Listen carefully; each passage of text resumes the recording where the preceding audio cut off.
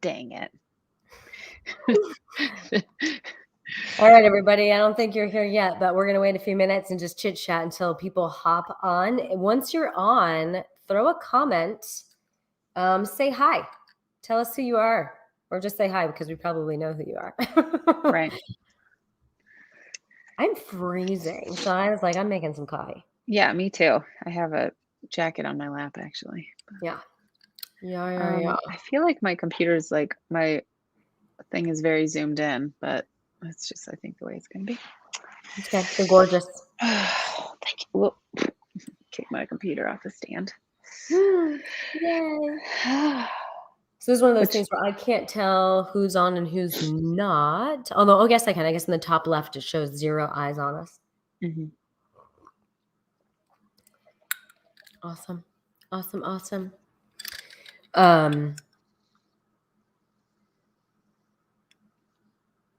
Anyway. Like since this is going to be recorded, I think we only wait one more minute because then people can just watch the recording. Okay.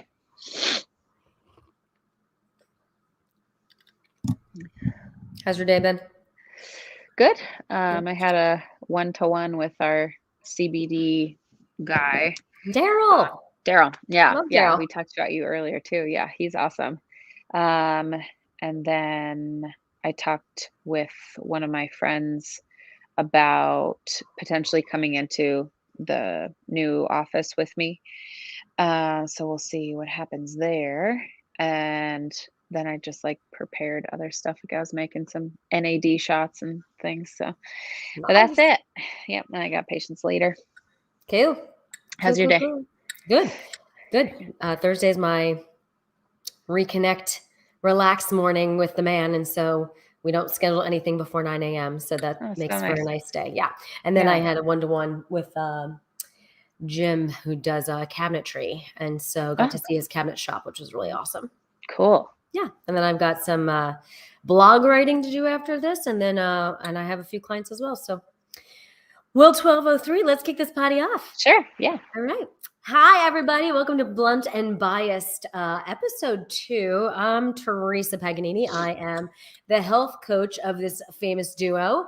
And next to me, sitting so gorgeously, is Dr. Katie Schneller. Hi, everybody. Owner of Inclusive Natural Medicine. I'm the naturopathic doctor of the two of us.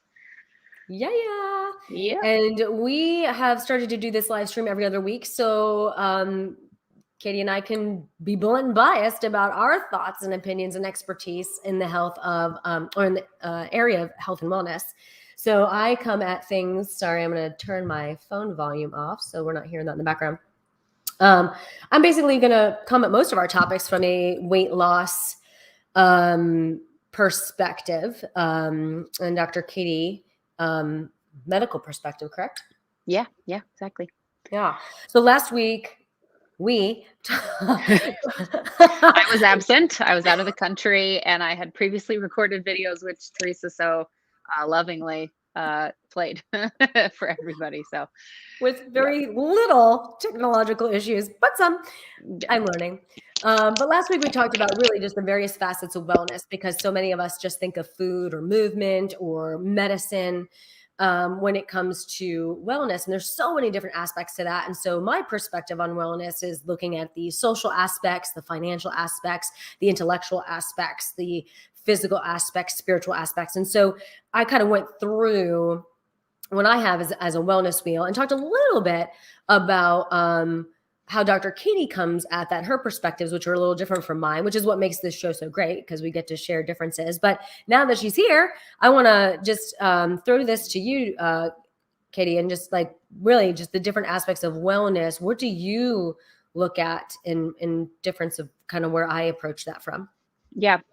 So of course there's dietary and lifestyle stuff that contributes massively to your health.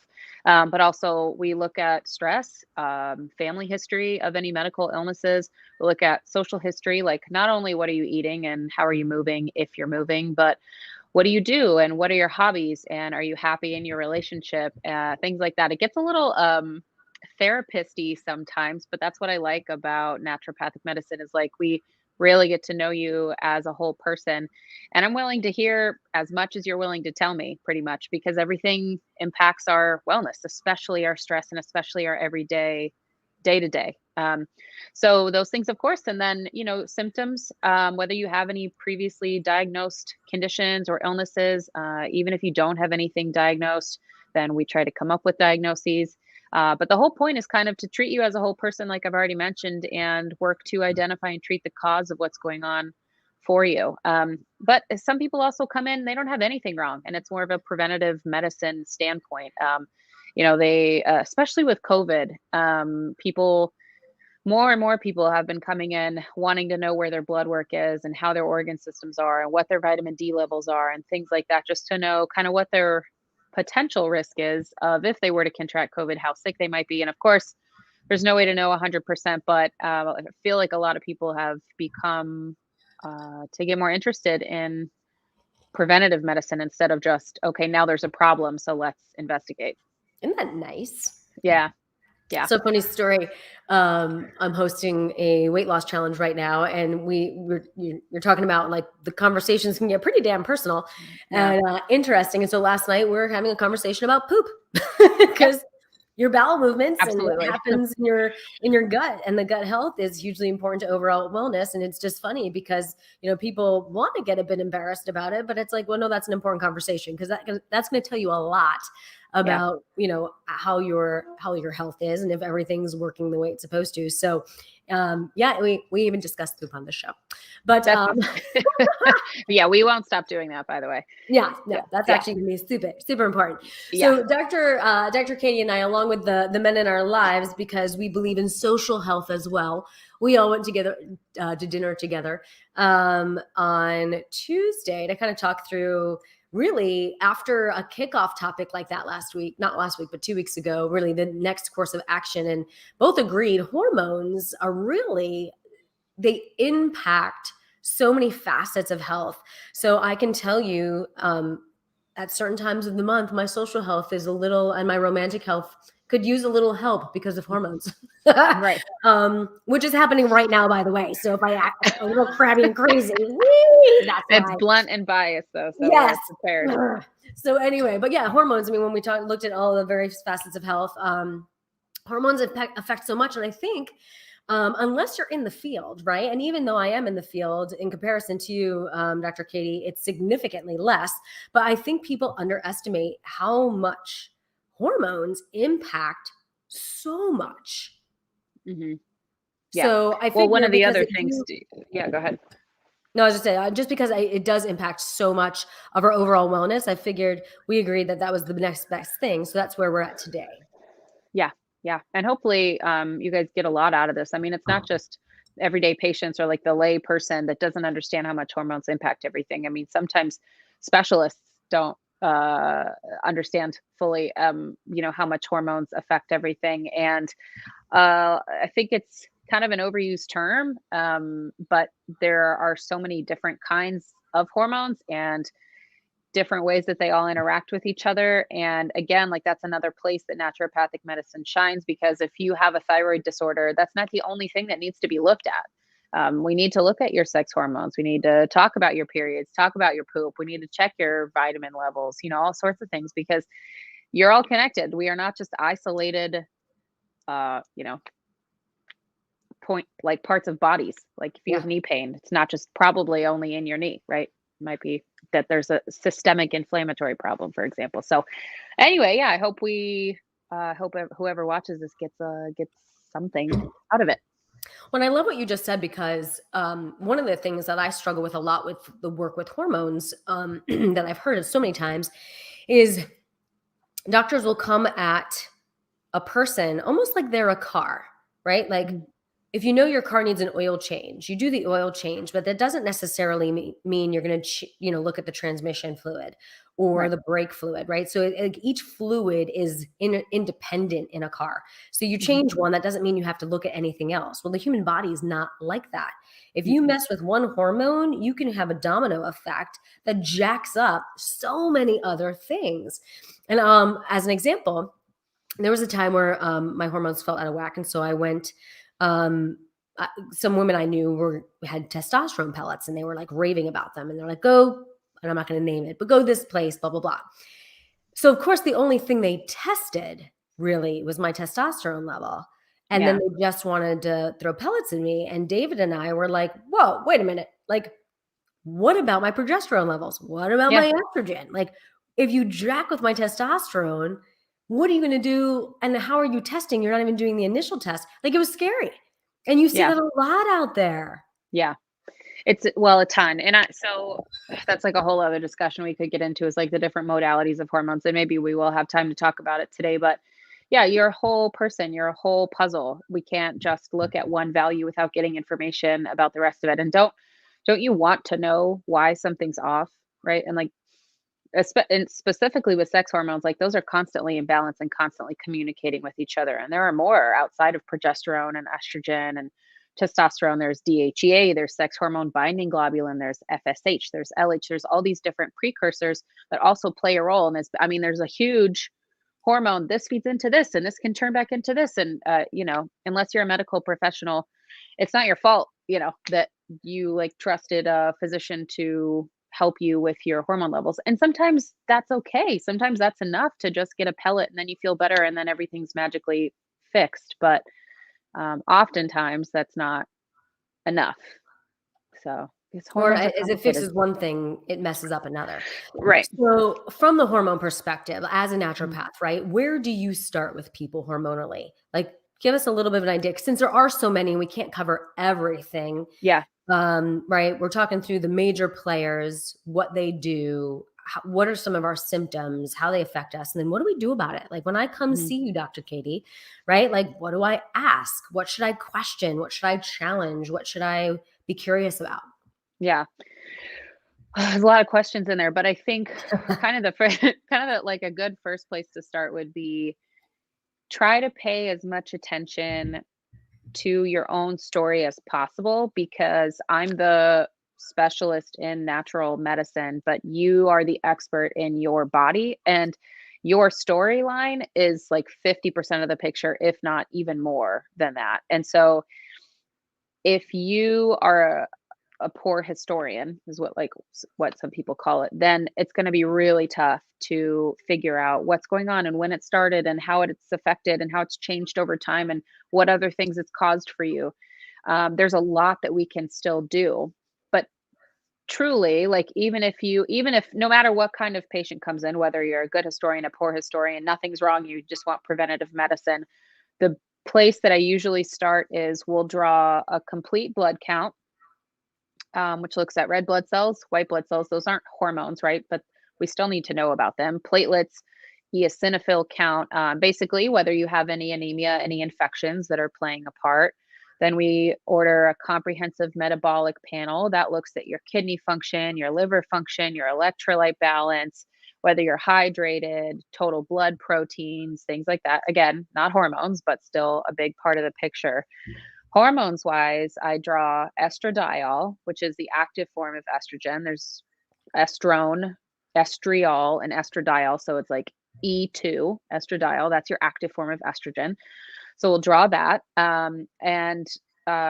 Brief interlude too. If you are a woman versus a male, or you have female sex organs, male sex organs, this is going to depend. We don't always draw your blood the first day that you come in, because especially if you have some sort of like menstrual irregularity, we may need to draw your blood on a particular day. So, for example, progesterone should be drawn between day 19 to 22 of your cycle. And what that means is day one is your first day of bleed. Now, if you're somebody who has 45-day long cycles, or it's just, 13 days sometimes in between bleeds, if it's all over the place, we do our best to get you as close to day 19 to 22 as possible. But you can't draw every hormone on every day. Same thing if you are coming in for fertility reasons, then we draw a lot of hormones that we wouldn't normally draw on day 3 of your cycle. So it's really complex, and you're not supposed to be the one to know necessarily. Like that's what I'm for. But standard estradiol, which we just talked about, progesterone would only be on day 19 through 22. Testosterone. If you're a male, then we do total and free. Or if you're on a pellet therapy or some type of like other supplement, even if you're a female, then we order free as well, just to make sure with, you know, what's circulating is the right amount. Um, and then I draw hemoglobin A1C. That's your average blood glucose over the last 3 months. So that gives us an idea of whether you're creeping into pre-diabetic territory or not. And then CRP cardiac, which is your relative risk for future cardiovascular event. It's not 100%, but it's about half of the picture of your risk of developing atherosclerotic plaques, in addition to cholesterol. And cholesterol can only be drawn if you're fasting. So, and that'll look at total cholesterol, your good cholesterol, your bad cholesterol. So that's a pretty standard blood draw for me. And then of course a thyroid panel, which for those of you watching or know anyone that has a thyroid condition, especially Hashimoto's, getting or Graves, which are the autoimmune forms of like a thyroid imbalance, right?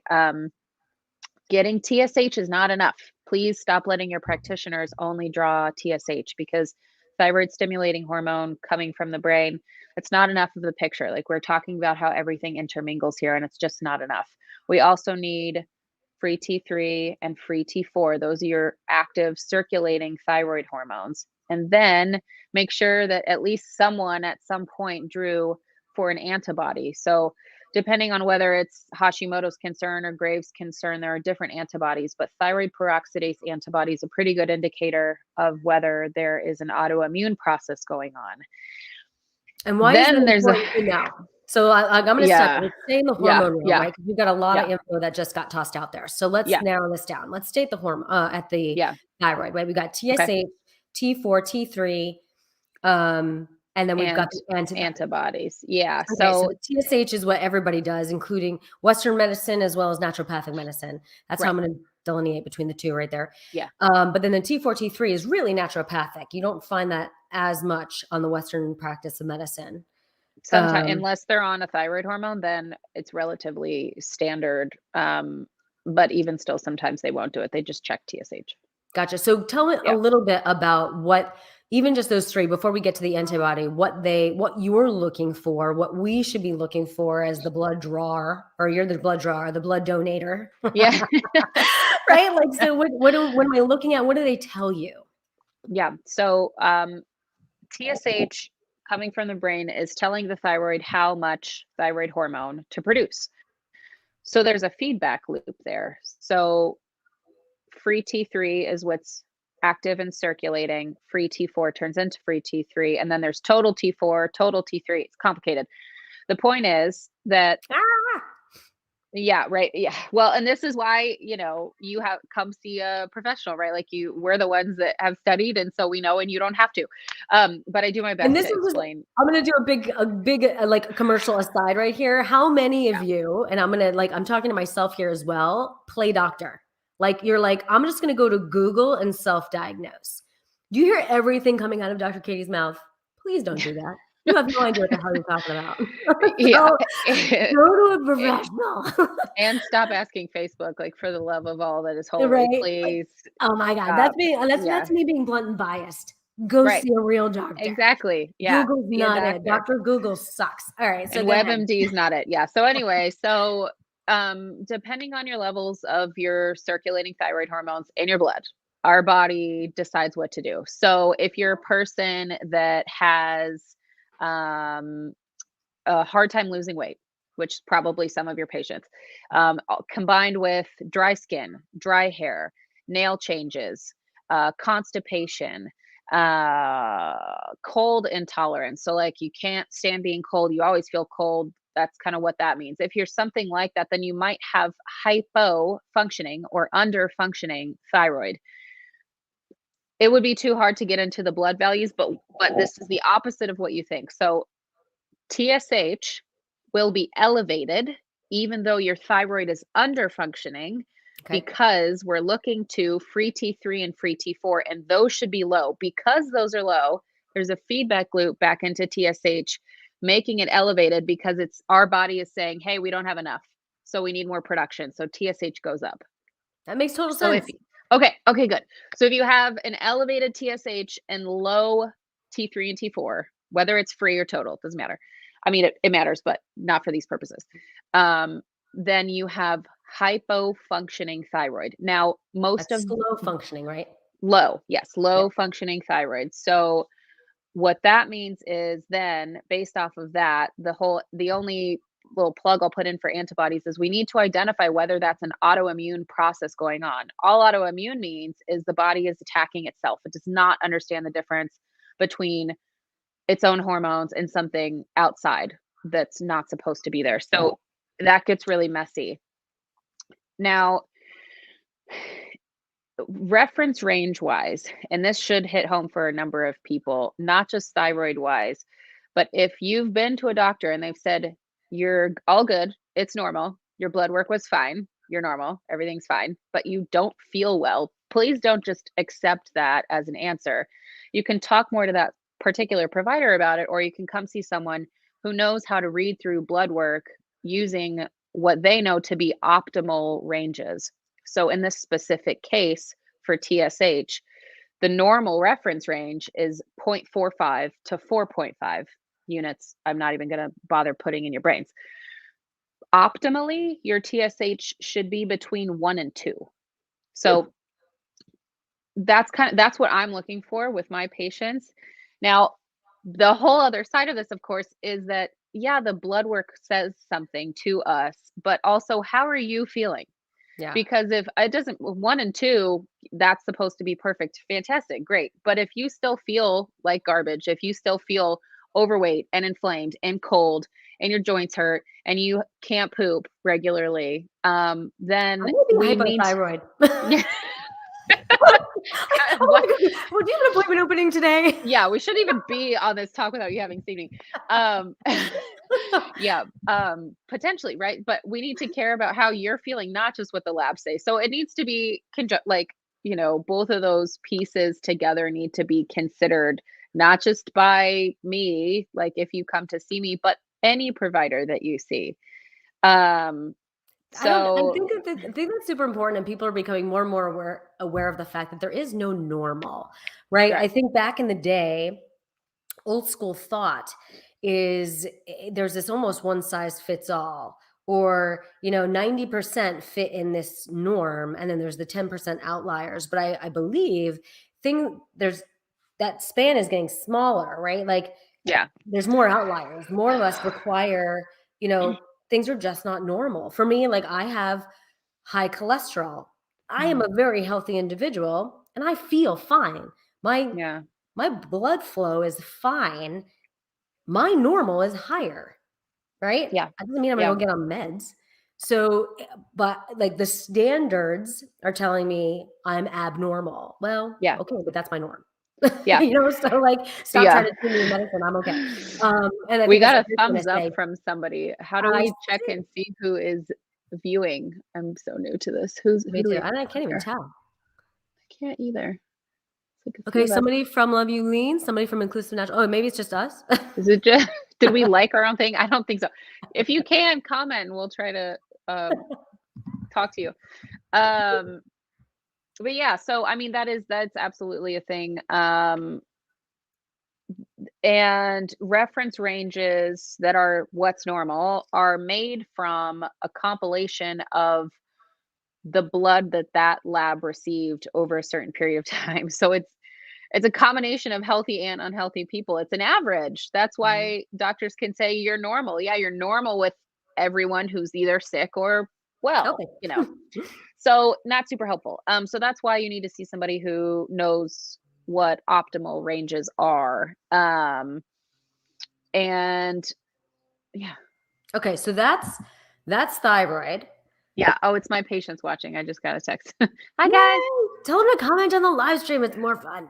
Yeah, I'm not sure if they have the link. I'm so inept at technology. How do they come in? Is it on Facebook? It's Well, right. It should they be must like be a. watching it on most likely Oh, okay, on yours if they're one of your patients. Bye, babe. not sure. Um, So, all right. So that's thyroid, right? We've got these 3 hormones plus antibodies. Like all Yeah. 4 of these are important, right? Yeah. Yeah. Understanding what's going on inside the body. If it is an autoimmune, right, and your body's fighting itself, it's going Right. to need a different protocol than someone who's not autoimmune and just struggling with the thyroid Absolutely. hormones. Yeah. Correct. So Correct. those 4 are important. Which, as the blood donator, our job is to go to our practitioner, if it's not Dr. Katie, and say, hey, what exactly are you going to test? Because I want Right. these 4 things. Right. And if they fight you on it, you say, hey, thanks for your help. I'm going to go see Dr. Katie. Yeah. Right. Yeah. But your job is to be your own advocate. And now that you Yeah. are equipped with knowledge, you got to use it. Yeah. And Right. I've coached people on that before. Like I've had just consults with people and they're like, I'm not sure that I want to transfer all of my care. I have this extensively long medical history. Like, can you just help me ask for what I need to ask for? And so I've done that too, especially some like out of state patients or clients, I guess, in that case.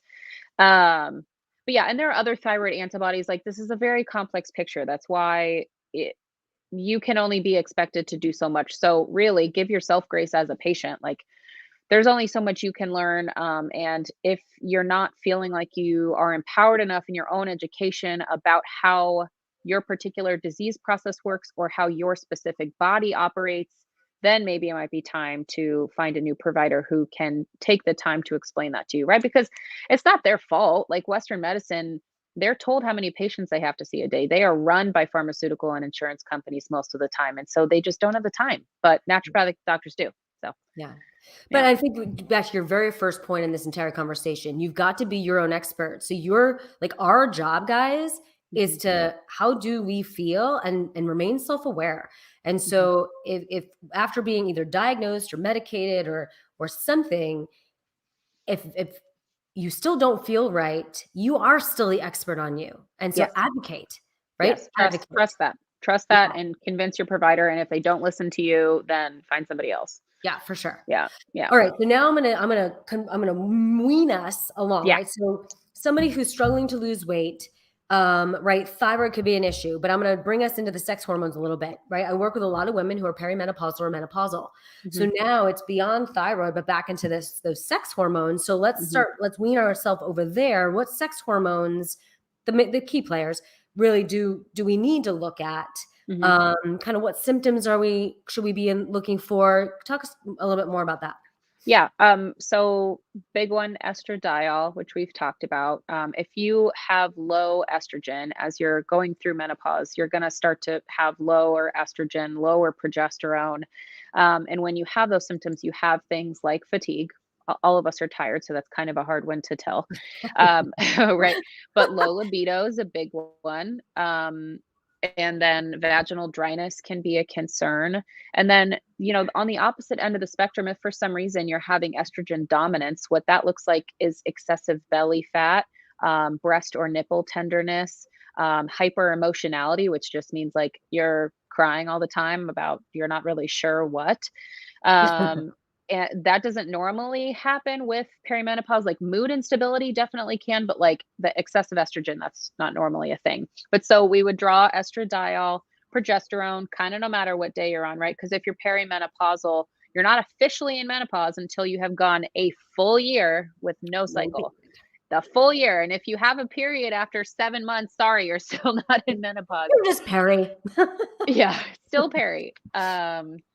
So those are big ones. And then we want to know your testosterone too. It's a piece of the puzzle. It interferes less with menstrual cycles and things like that, but it does play a part in energy, in your healing process, in libido, absolutely.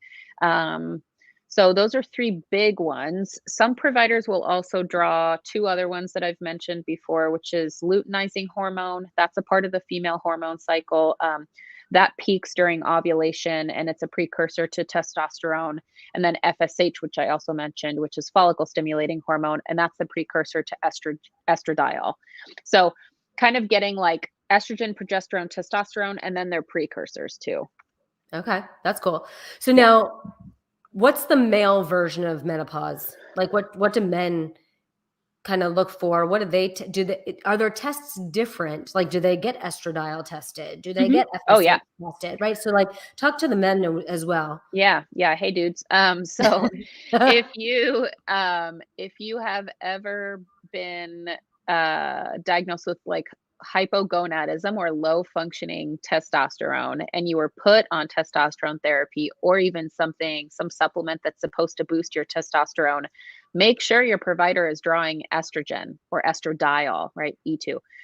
Because testosterone can do something called aromatize back into estrogen, especially if you're a guy who has excessive belly fat. It's the omentum there is what that's called, and that is what converts your testosterone back into estrogen. And so, if you're on testosterone therapy or you have excessive testosterone for some reason, it can turn into estrogen. And again, that's the similar to a woman. Like you can develop breast tissue. You can have nipple tenderness. I had a patient who had would get like little baby lumps under his nipples when his estrogen was high, and that was how we could tell, okay, we need to give you something to help get rid of some of the extra estrogen, or lower your testosterone dose, right? It's always you always play with that a little bit. And Same like hyper emotionality, like excessive moodiness or crying or sadness that's not normally how you feel. um as far as like the guy's testosterone, like, or the guy's menopause, usually testosterone will be low, so you're not too concerned about estrogen levels, but just in general, you still want to have a piece of that picture because you do need estrogen as well as a male. What about progesterone for men? No, no, not so much. Okay. Yeah, So yeah, now I'm curious if as you know, one of my clients is on hormone therapy, and right. yeah. So how long into testosterone therapy before you may start getting symptoms of it turning into estrogen? Like how long before you should really like, because you know how you can assume you have symptoms because it's in your head. So you're like, oh my God, right? It's Yeah. here. Or like, and then you're like, well, actually it doesn't actually start for 8 weeks. So no, that's not true. Like, so how long should Um, they before they can start to feel yeah, that?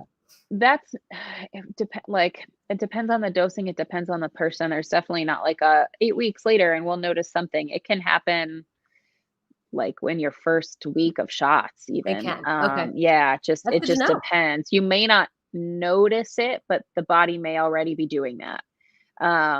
But usually you're pretty good to go after a few months of treatment. Like we kind of know what dose you're stable on, but that involves a lot of checking of levels too. Like in this situation, how you feel absolutely matters, but the levels also matter, especially with testosterone, because if you have too much T, you guys, I know you feel good sitting at around 1,000. It's too high. I had a patient who was in the 2200s, and I talked about the risks to your testicles, the impotence risk, so like, erectile dysfunction, talked about cardiovascular heart muscle damage, the risk for stroke and clots, like, and it just, you know, Yeah. he wasn't getting it from me, so it wasn't my license, but I was like, your levels are way too high. I know that the energy might feel good and your muscles look big and, things like that, but your levels are in a dangerous place. What's the good range for men? Between 5 to 800. So if you're sitting, because men are constantly told like, oh, you're at 214, like that's fine. That's too low. That doesn't mean you need to be on hormone therapy. But if you want, it's time to try some supplements. But the other thing too is that like here's another like cause and effect, and we need to figure out what's wrong. I didn't know until I was out in practice that one of the major causes of low testosterone, especially in white men, is sleep apnea.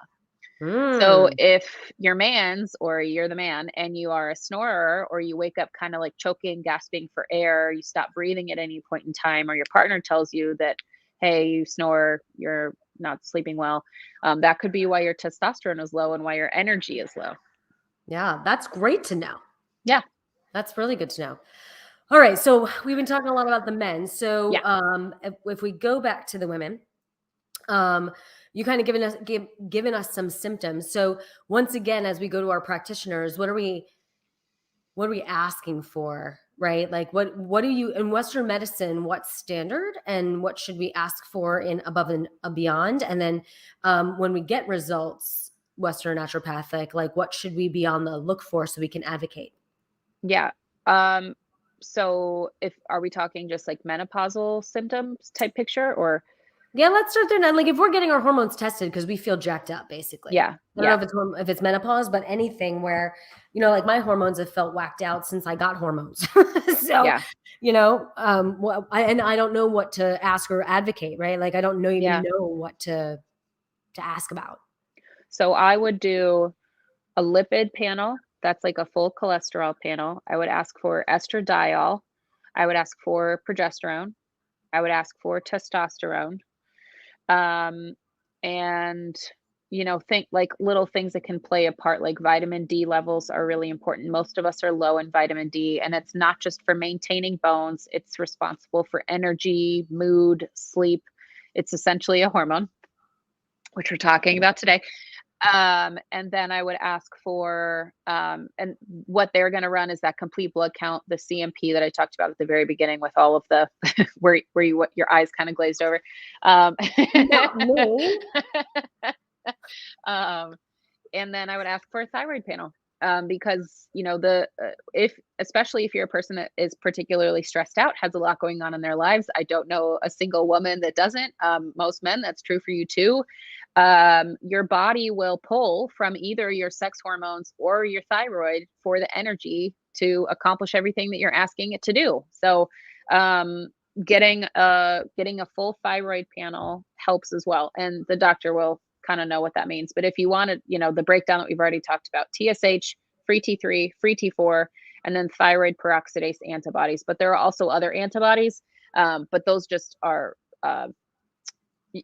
important in Graves and Hashimoto's. So it's more info. So you brought up a key word where you were talking about stress. So I'm going to take us into one more Yeah. area before we close this out, just so we don't overwhelm people. But the Yeah. new, Sorry. no, this is great. I'm Okay. fascinated. Okay, good. We got two loves. Hey. Yeah. Okay, good. And guys, I'm asking questions for you because you're not. I would love it. I know Dr. Katie would as well. If you would throw some of Absolutely. your own questions, we're talking about what interests us. This is our field.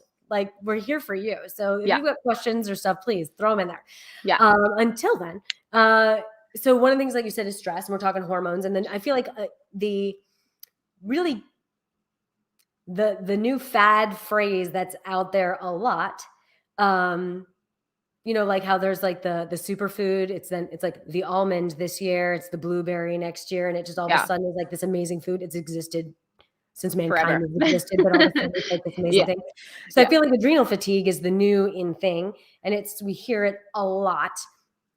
And I don't know that everybody knows exactly what that is, or that it is related to hormones and what that's about. So talk a little bit about adrenal fatigue, what it is, what hormones are involved, how it affects the hormones we've already talked about, that kind of stuff. Yeah.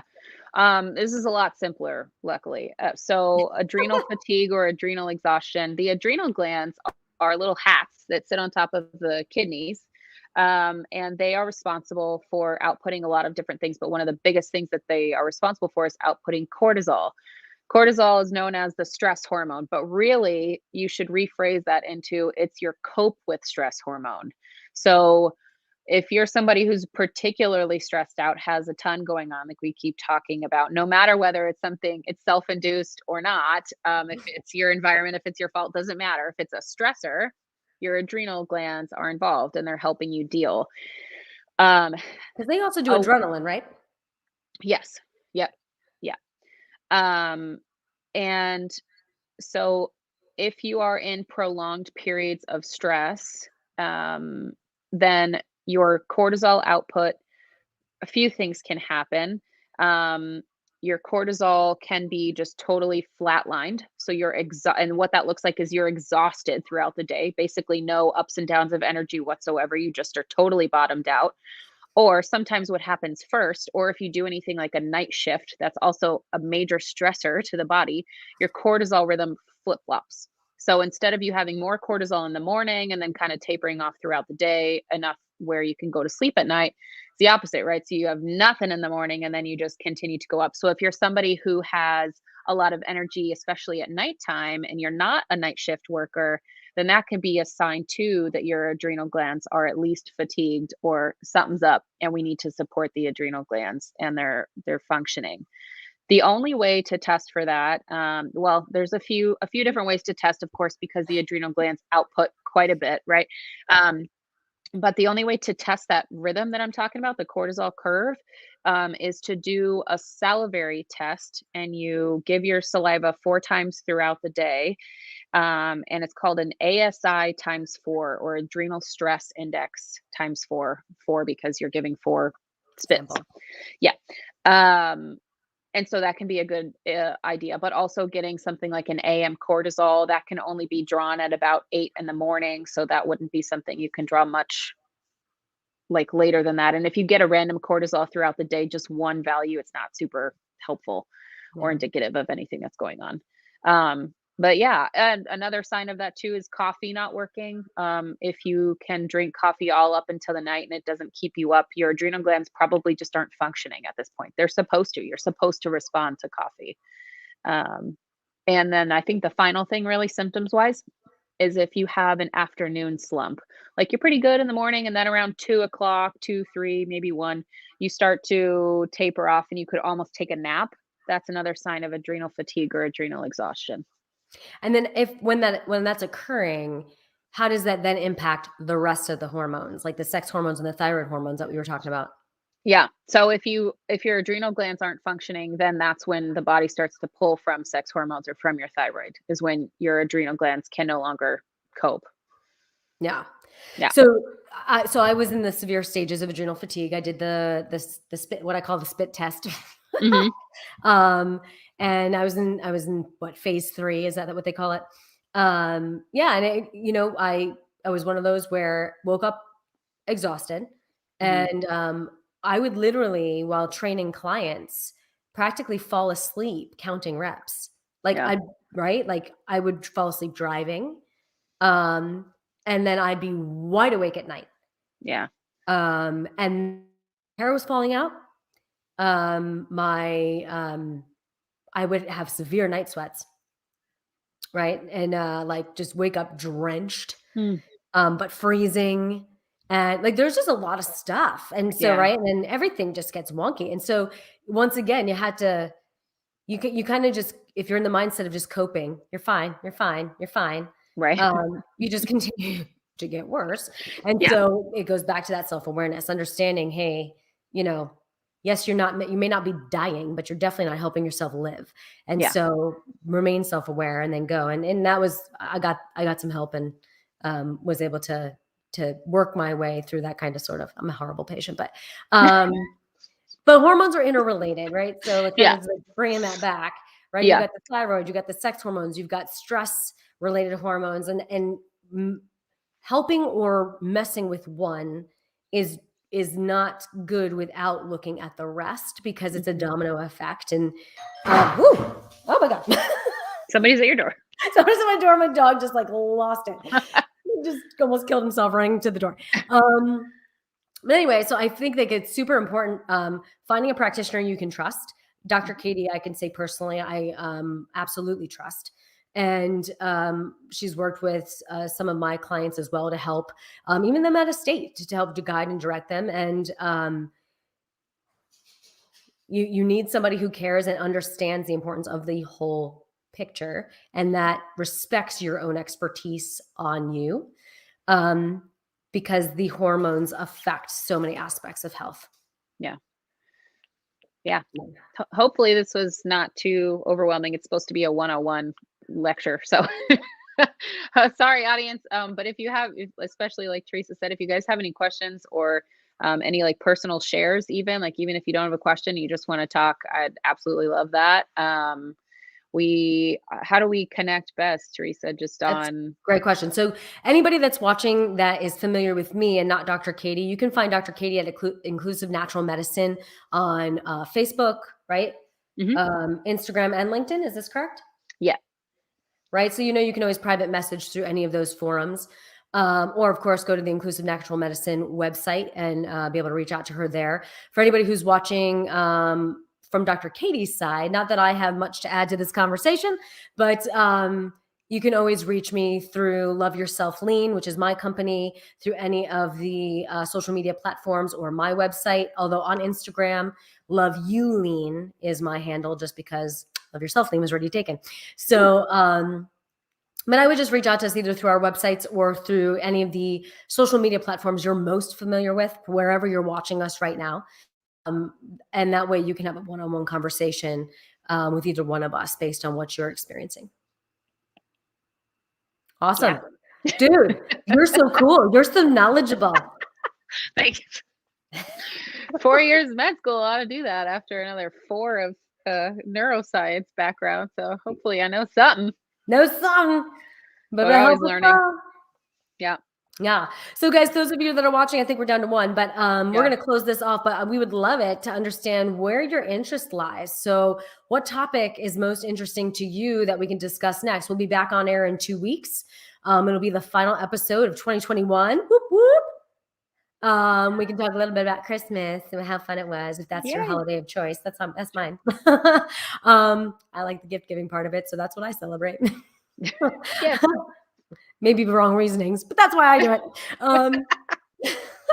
So if you've got any topics that you want us to talk about in regards to wellness, weight loss, any of that, let us know. And otherwise, Katie and I get to pick out of a hat and determine what interests us. We're going to talk about that.